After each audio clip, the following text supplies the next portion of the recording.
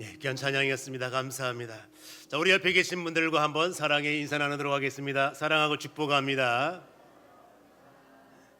감사합니다.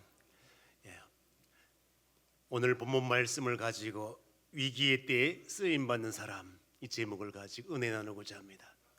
오늘은 전국 교회가 아마도 이제 3.1절 기념 예배로 드릴 것 같습니다. 설교 제목이 나라 사랑, 애국, 애국 신앙 이런 정도에서 메시지가 다 선포될 것 같습니다. 저희도 3.1절 기념 예배로 이제 애국에 대한 메시지를 준비하였습니다. 우리가 일제 시대 때에 수많은 사람들이 신앙의 문제 때문에 고통을 받고 억압을 받고 순교하고 그런 일을 당하였습니다. 단순히 나라를 되찾는 차원이 아니라 나라가 있어야 교회가 있고 교회가 있어야 신앙의 보존이 되기 때문에 이런 것을 통합적으로 생각하여 독립운동에 애를 쓰는데 기독교인들이 많이 투입되어 독립운동을 하였던 것을 볼 수 있습니다. 자, 그래서 이제 우리가 그 당시에 일제 치하에 수많은 사람들이 고통받고 죽고 하였는데 오늘날 우리가 이 개념을 가지고 한번 생각을 해보겠습니다.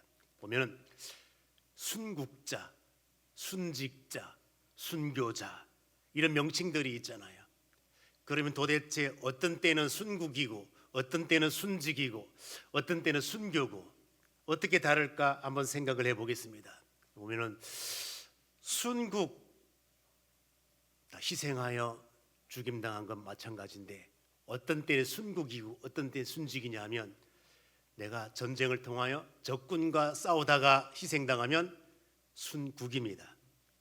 그래서 순직은 전쟁과 관계없이 내가 국가를 위하여 공무상 일하다가 희생을 당하게 되면 순직입니다. 그러면 순국 이 반열에 올라가려면 군인 신분이야 되잖아요. 참 그런데 군인 신분이라 할지라도 전쟁 중이 아니면은 순직으로 됩니다. 순직으로 돼. 자, 그러면 공감대 형성을 위하여 퀴즈 문제 하나를 풀어보면 연평해전 때 희생당한 사람들은 순국일까요? 순직일까요? 반반인데. 자, 순국일까요? 순직일까요? 아직도 반인데.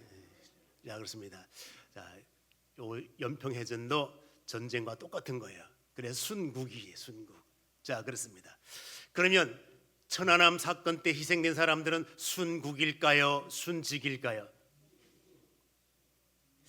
반반인데. 자, 그렇습니다. 그래서 이제 이것을 이제 어떻게 생각하느냐에 따라서 니들이 무슨 순국이고 이래 하는 사람이 있는가 하면 북한의 소행이라고 생각하면 순국이 되는 거예요. 이제 여기에 따라서 이제 사상이 조금 나눠지기도 해요. 자, 그렇습니다. 우리는 또 이거 독립과 관련지어서 생각을 해볼 때에 국가 유공자들이 있잖아요. 유공자들에게 칭호를 주는데 어떤 사람은 의사, 어떤 사람은 열사, 어떤 사람은 쥐사, 어떤 사람은 투사 이렇게 칭호를 줘요. 칭호를 주는데 그러면 의사, 열사 요 무엇으로 구분할까? 구분하는 기준이 있습니다. 구분하는 기준이 있는데 어떻게 구분하는가 하면 자, 의사 이건 뭔가 하면 내가 항거하여 싸우는데 무엇을 가지고 무력을 가지고 총을 들었든지 칼을 들었든지 뭘 폭탄을 들었든지 무력으로 항거하여 싸우다가 희생을 당하면 이것은 의사예요. 열사는 무기가 없어 맨몸으로 나간다. 예를 든다면 유관순, 우리 어린 시절에 유관순 누나 그랬는데 유관순이 독립을 위하여 할 때에 총을 들고 나갔을까요? 칼을 들고 나갔을까요? 뭘 들고 나갔을까요? 맨몸으로. 그러니까 맨몸으로 나가니까 뭐가 되는가 하면 열사 이렇게 되는 거예요. 지사라고 할 때는 사람이 나라를 위하여 헌신하고 희생하고 할 때에 꼭 총칼 들고 그렇게 안 해도 무엇으로 나라를 위하여 일할 수가 있는가 하면 자기가 가진 독립정신 사상, 내가 쓰고 있는 이 문필, 이런 글로써 이렇게 많은 백성들을 독려하고 계몽을 하고 이렇게 일할 수 있는 거예요. 이런 사람, 그래서 자기가 가진 그 뜻, 확고한 뜻을 가지고 백성들에게 독려하고 계몽함으로 나라를 세우고 이렇게 하는 사람들을 지사라고 해요. 그렇습니다. 또 이러한 지사 역할을 하면서 다른 사람들은 뒤에서 암암리하지만은 현장에 목숨 걸고 나가서 현장에서 뛰는 이 사람들을 투사라 그래요. 투사. 그렇습니다. 자, 그러므로 이제 우리가 이러한 개념으로 볼 때에 유관순은 어떤 칭호를 받아야 마땅할까요? 열사. 그래서 열사 칭호를 받는 거야. 그럼 이제 유관순을 가만히 생각을 해보면서 오늘 본문에 이제 적용을 해보면 본문에 에스더라고 하는 여인이 나와요. 에스더라고 하는 여인이 나오는데, 자, 이 에스더에게 어떤 칭호를 주면 참 좋을까요? 여러분들이 생각해 볼 때 에스더 이 이야기는 다 알잖아요. 에스더에게 독립 유공자 칭호를 준다면 어떤 칭호를 주면 좋을까요? 열사? 열사. 열사. 맞는 것 같아. 그런데 이제 많은 사람들이 에스더를 생각할 때 뭐라고 생각을 하면 투사라고 생각하는 거예요. 야, 이게 성경 속 에스더는 진짜 유다 나라의 독립을 위하여, 유다 나라의 해방을 위하여 그래도 이제 현장에서 무엇인가 하려고 애를 썼고 그런 것들을 통하여 이제 투사 역할을 했다. 열사가 되려면 죽어야 열사가 되는 거예요. 그런데 에스더는 그 당시 사건을 볼 때 죽었어요, 살았어요? 그러니까 열사가 아니라 뭐가 돼야 되는 거예요? 끝까지 열사로 우기려면 우겨도 됩니다. 자, 어쨌든 우리가 열사니 투사니 의사니 뭐 다 공통점은 나라와 민족을 위하여 크게 일했다는 거예요. 그렇습니다. 자, 그래서 우리가 이제 오늘 에스더에 관한 것들 유치부 때부터 들어와서 다 이야기를 다 알고 있습니다.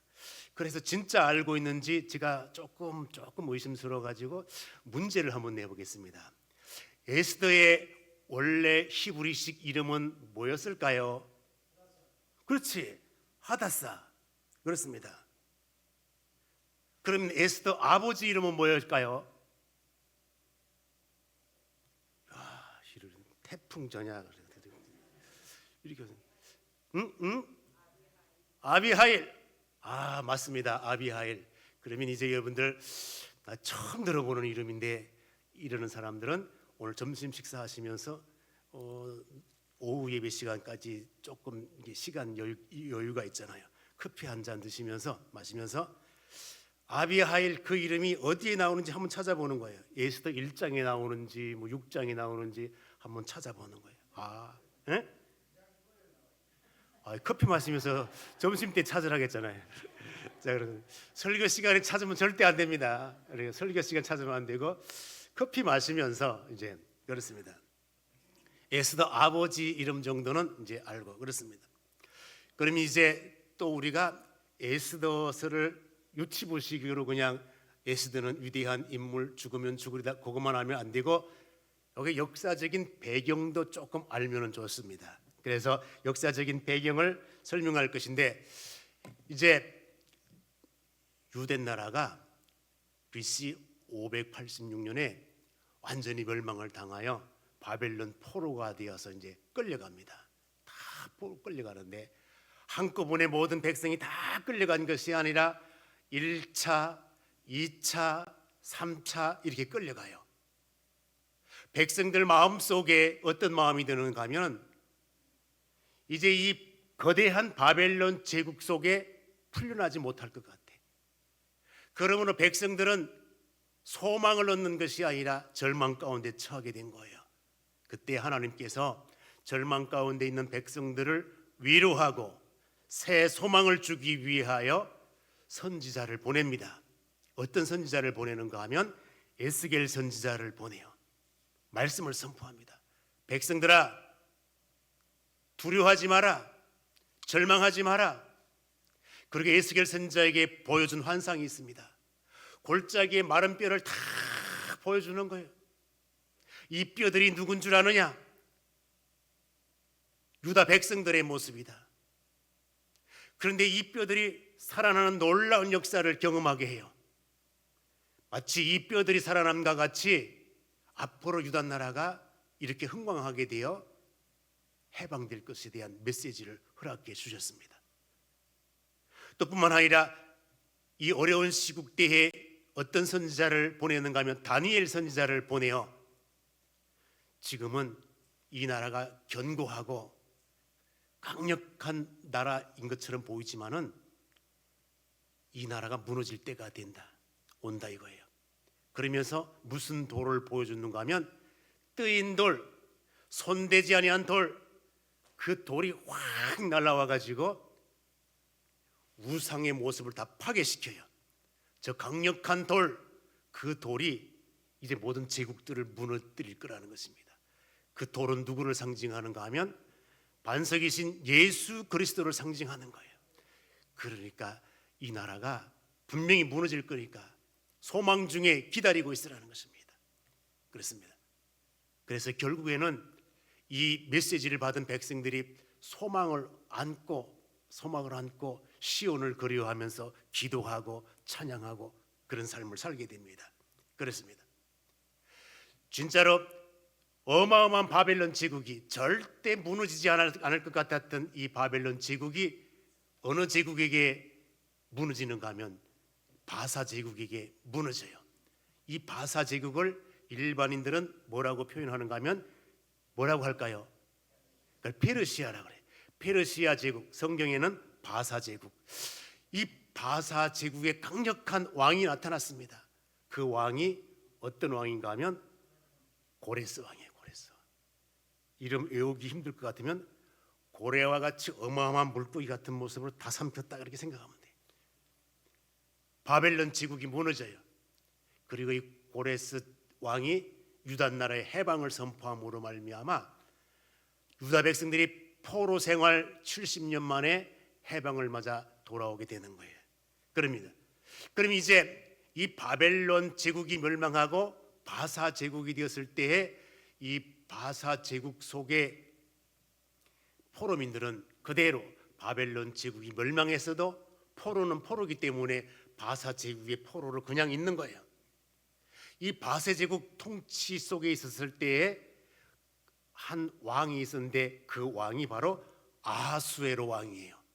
그 아하수에로 왕 그 밑에 에스더가 무엇으로 들어가게 되는가 하면 왕비의 모습으로 왕후의 모습으로 들어가게 됩니다. 왕후의 모습으로. 그럼 이제 지금까지 이 에스더가 자라온 그 모든 과정을 보게 되면 부모가 없이 누가 양육을 하는가 하면 모르드게가 양육을 해요. 그래 모르드게와 에스더와의 이 관계는 어떤 관계인가 하면 삼촌과 조카 사이 관계야. 그런데 이 모르드게가 조카지만은 누구처럼 양육하였다고 하였는가 하면 누구처럼? 딸처럼 양육을 하였다는 것입니다. 그래서 이 모르드게와 에스더와의 관계는 삼촌 조카지간이지만은 모르드게가 딸같이 양육한 거야. 딸같이. 얼마나 귀하게 양육을 했는지 몰라요. 그런데 갑자기 어떤 현상이 일어나게 되는가 하면 이제 유다 백성들에게 위기가 닥쳐옵니다. 위기가 닥쳐오는데 어떤 위기인가 하면 이제 이 아하수에로 왕이 하만이라고 하는 사람에게 모든 지위와 권력을 다 주어요. 네 마음대로 해라. 그 하만이 그러한 권력을 가지고 어떤 일을 행하였는가 하면은 모든 사람이 다 자기 앞에 꿇어서 절하는 그러한 일을 하도록 만드는 거예요. 그 모든 사람이 그 권력 앞에 전부 꿇어 절해. 그런데 이것에 굴하지 아니하고 끝까지 믿음의 절개를 지켰던 사람이 있어요. 그 사람이 누군가 하면 모르드게야, 모르드게. 그래서 소문이 난 거예요. 여기저기서 다 고발 고소가 되어가지고 모르드게는 절대 절하지 않는다. 너는 왜 절 안 하는데? 그랬더니 모르드게가 나는 출신이 유다 출신이다. 유다 출신. 그렇습니다. 유다 출신. 그럼 유다 출신이라고 하는 이 의미 속에 담겨진 뜻이 있습니다. 한번 볼까요? 3장 4절 한번 보겠습니다. 3장 4절. 자, 3장 3절 4절 한번 읽어볼까요? 읽습니다. 시작. 대궐문에 있는 왕의 신하들이 모르드게에게 이르되 너는 어찌하여 왕의 명령을 거역하느냐 하고 날마다 권하되 모르드게가 듣지 아니하고 자기는 유다인임을 알렸더니 그들이 모르드게의 일을 어찌 되나 보고자 하여 하만에게 전하였더라. 자, 그렇습니다. 여기에 보게 되면 자기는 유다인, 나는 유다인. 그 유다인의 특징이 뭔가 하면은 오직 유일신 하나님만 경배하고 하나님만 섬기는 것이 유다인의 특징이에요. 그런데 사람 앞에 무릎 꿇고 절하고 마치 사람을 신격화해서 사람을 섬기고 이건 우상숭배와 같다는 거예요. 그러니까 나는 민족적 특성상 하나님만 섬겨야 된다는 거예요. 하나님만. 그런데 지금 사람 앞에 절하고 이런 것은 우상숭배와 같다는 거예요. 그러니까 하만이 열받아. 그렇습니다. 열 안 받을 수가 없지. 자기를 무시하는 거예요. 자기를 무시할 뿐만 아니라 그러면 유다 백성들만 고상한 백성이고 다른 사람들은 다 미개한 백성이 되는 결과이기 때문에 미워할 수밖에 없지. 그렇습니다. 그래서 이 하만이 유다 모르드게뿐만 아니라 유다 민족 전체를 말살하는 그러한 계획을 가지고 이를 정리하기 시작을 합니다. 그렇습니다.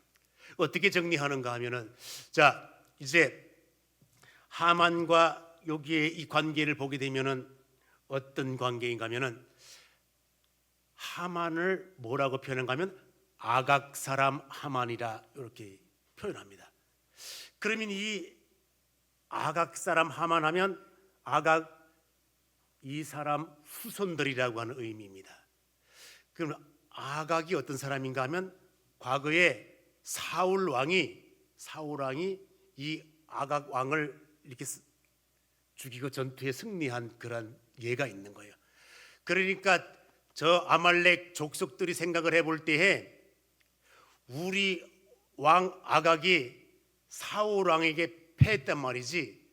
그러니까 이 종족에 대한 열등감 이런 것들이 있고 마음의 복수심이 있어. 그의 후손들은 날마다 유다인들 하면은 죽일 사람들, 유다인들 하면은 복수의 대상, 이렇게 그 관계 형성이 계속 역사를 통하여 내려온 거예요.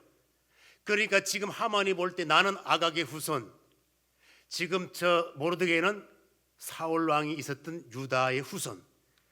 그러니까 개인 대 개인, 나라와 나라, 이게 원수지간이 된 거예요. 그러니까 반드시 하만 편에서 보게 되면 누구를 죽여야 되는가 하면 모르드게를 죽여야 되고 그의 민족을 말살시켜야 되는 거예요. 그래야 내가 우리 조상 아각에 대하여 큰 일을 하는 게 되는 거예요. 이런 식으로 하다 보니까 분함이, 복수심이 극에 달한 거예요. 극에 달았습니다. 자, 그래서 이제 복수를 결정을 하는데 어떻게 하는가 하면 이제는 합법적으로 말살시키기 위하여 법 개정을 다 해. 왕이요, 법 개정을 해야 됩니다.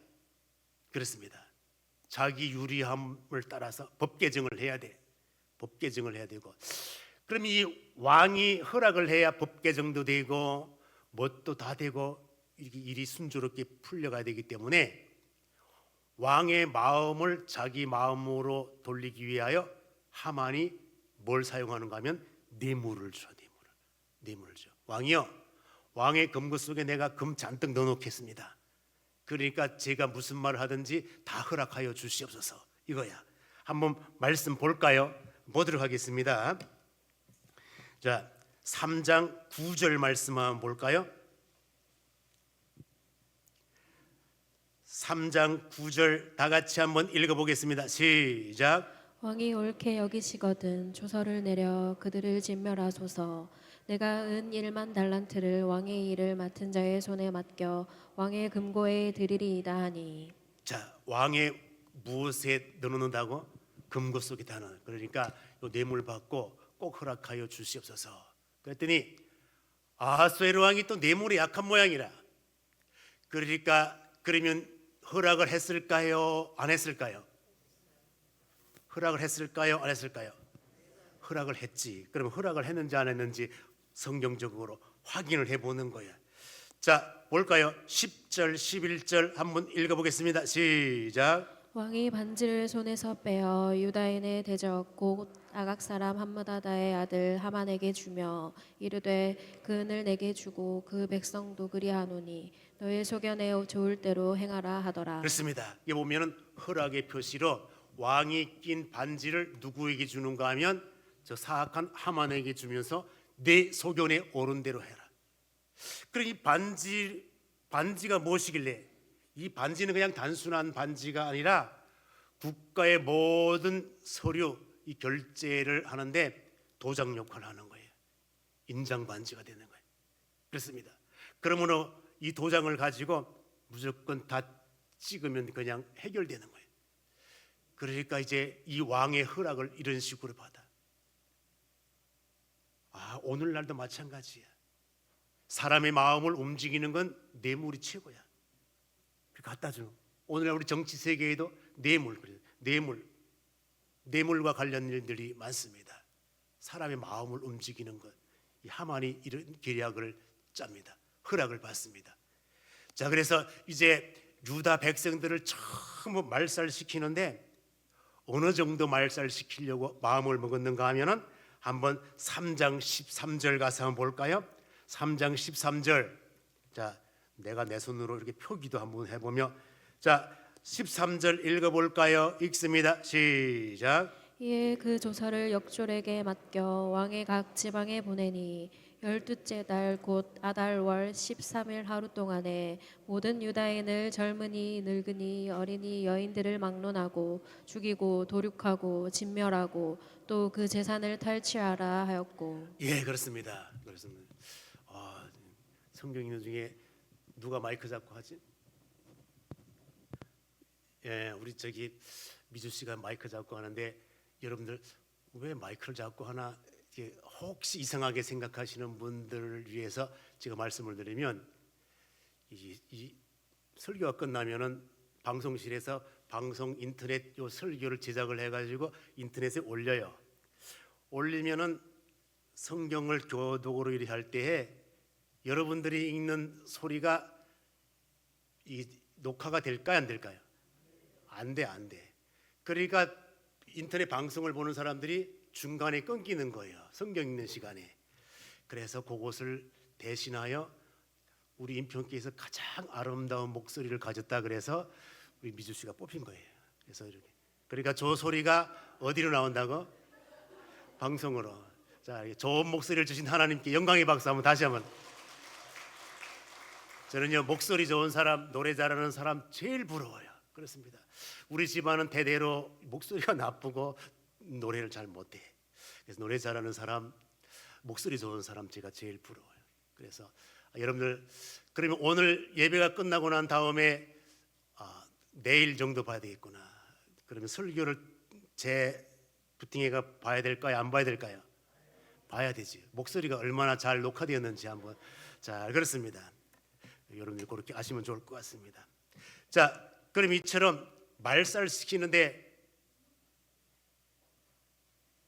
어른에서부터 어린이에 이르기까지 모든 것 다 전부 다 모든 것 다 재산 다 탈취하고 완전히 그냥 진짜 말 그대로 말살시키는 거 말살시키는. 그렇습니다. 자, 그러면 이러한 때에 그 대처 방안이 뭐가 있느냐? 이러한 때에 위기를 맞았을 때 하나님의 백성들 모르드게가 우리가 이러고 있으면 안 되지. 살기 위하여 무엇인가 몸부림이라도 쳐봐야지. 그렇습니다. 그래서 이제 살 수 있는 비결은 우리가 무엇인가 액션을 취해야 된다. 그래서 베옷을 입어라. 백성들이 다 베옷을 입어. 죄를 뒤집어 쓰라. 죄를 다 뒤집어 써. 그렇습니다. 우리가 시위를 하자. 어디까지? 대궐 문 앞까지. 대궐 문 안으로 들어갈 수도 있지만은 들어가면 안 돼. 왜? 이건 법에 어긋나요. 왜 그런가 하면 상복을 입는다거나 베옷을 입는다거나 이것은 이제 슬픔,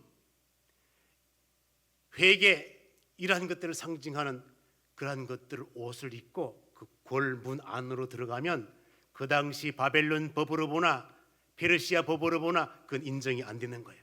불법을 행하는 거예요.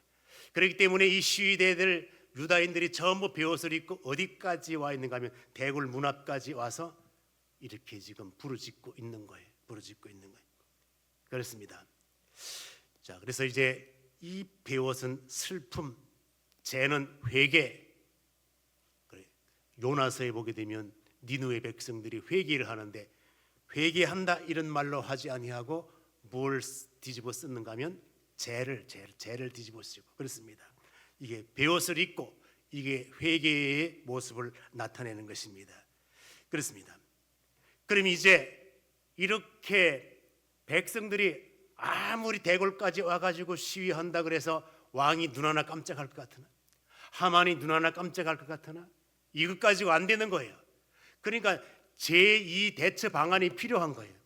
제2 대처 방안이 필요한데 어떤 방안인가 하면은 가장 효력이 있는 것은 에스더야 네가 왕 앞에 나가가지고 왕에게 직접 말을 해라. 우리 민족이 지금 이래 해가지고 죽을 상황이 되었다. 네가 나가서 해라. 에스더가 맞습니다. 제가 가겠습니다. 처음에 이렇게 될까요? 그런 마음을 갖기가 쉽지 않습니다. 왜 그런가 하면은 자기가 왕후라 할지라도 페르시아 법에는 어떻게 되어 있는가 하면은 왕이 지목하여 너 이렇게 할 때 지목된 사람만이 왕 앞에 나아갈 수 있는 것이지 지목하지도 않았는데 무조건 왕후라 그래가지고 가가지고 왕이여 이 나라의 민족을 살려주시옵소서 이렇게 할 수 없다는 거예요. 만약에 왕이 부르지 않았음에도 불구하고 왕 앞에 나가는 자는 그냥 바로 죽음이야. 에스더는 그 법을 알고 있는 거예요. 왕이 부르지도 않았는 내가 어떻게 갈고 머뭇머뭇하고 있는 거야. 그때 모르드게가 에스더야 네가 지금 머뭇머뭇하고 있으면 안 된다 이거야. 우리 백성들은 다 죽게 생겼는데 너 혼자 산다고 무슨 유익이 있겠나. 그러니까 이제 하나님께서 크게 계획하신 것을 한번 생각해 봐라. 내가 이 시대의 왕후가 된 것은 이때를 위하여 왕후가 된 거라 이거예요. 이때를 위하여. 그렇습니다. 우리 한번 볼까요? 이때를 위하여 한번 그렇습니다. 한번 볼까요? 자, 한번 보겠습니다. 자, 4장 가서 보겠습니다. 4장 14절 한번 읽어볼까요? 4장 14절. 자, 시작.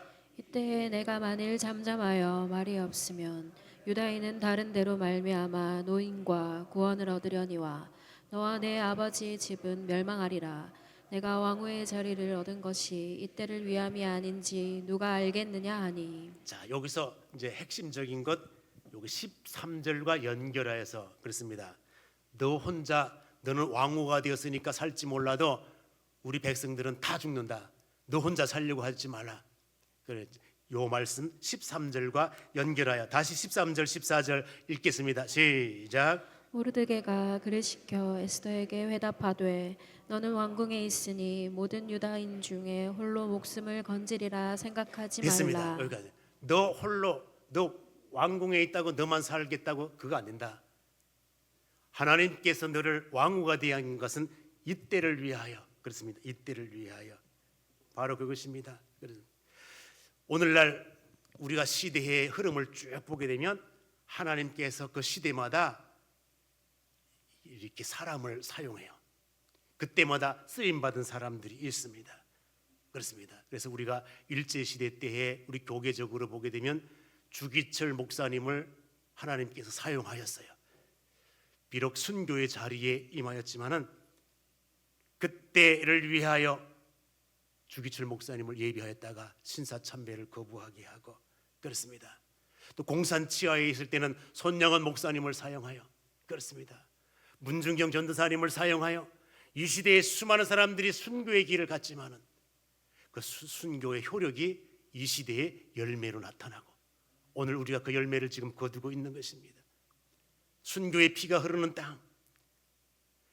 그러면 그 시대에 수많은 사람들이 쓰임을 받았습니다. 선지자가 누가 쓰임을 받았는가 하면 에스겔이, 다니엘이, 학개, 스가랴 이런 선지자들이, 지도자들이, 에스더, 느헤미야, 스룹바벨, 모르드게 수많은 사람들이 다 쓰임을 받았습니다. 그렇습니다. 이게 이제 에스더가 히브리 말로는 하다사, 바벨론식 이름으로는 에스더, 에스더라고 하는 이름의 뜻은 별이라고 하는 의미를 담고 있습니다. 금요 철야기도 시간대에 유초등부 아이들이 이렇게 나와서 안수받던 때가 있어요. 지금은 안 나와. 그 나올 때에 그 아이들을 위하여 기도를 해주는데 하나님, 이 딸아이가 정말로 에스더처럼 이 시대에 빛나는 별이 되게 하여 주시옵소서. 딸 가지신 분들 그렇게 기도하면 좋습니다. 하나님, 우리 딸, 우리 손녀 누구누구가 정말로 이 시대에 빛나는 별이 되게 하여 주시옵소서. 쓰임받는 사람들이 되었습니다. 그렇습니다. 이 말을 들은 에스더가 아 그렇다, 나 홀로 내가 왕후라고 왕궁에서 홀로 살아나오면 뭐하노? 내 아버지 같은 모르드게도 죽고 백성들도 다 죽은 다음에 나 혼자 살면 뭐하노? 그래서 마음을 새롭게 합니다. 어떤 마음을 갖게 됐는가 하면 죽으면 죽으리이다. 에스더의 결단이 죽으면 죽으리이다. 죽으면 죽으리이다. 16절 보게 되면 한번 볼까요? 4장 16절 한번 읽어보겠습니다. 읽습니다. 시작. 당신은 가서 수산에 있는 유다인을 다 모으고 나를 위하여 금식하되 밤낮 3일을 먹지도 말고 마시지도 마소서. 나도 나의 시녀와 더불어 이렇게 금식한 후에 규례를 어기고 왕에게 나아가리니 죽으면 죽으리이다 하니라. 그래서 죽으면 죽으리이다. 그렇습니다. 오늘날도 이 신앙 그대로 지키는 사람들이 있습니다. 죽으면 죽으리이다. 그래서 우리가 대표적으로 안희숙 여사의 죽으면 죽으리이다 책으로도 나오고 이제 했는데 그분의 신앙은 내일 일은 난 몰라요. 하루하루 살아요. 복음성가도 있습니다. 내일 일은 난 몰라요.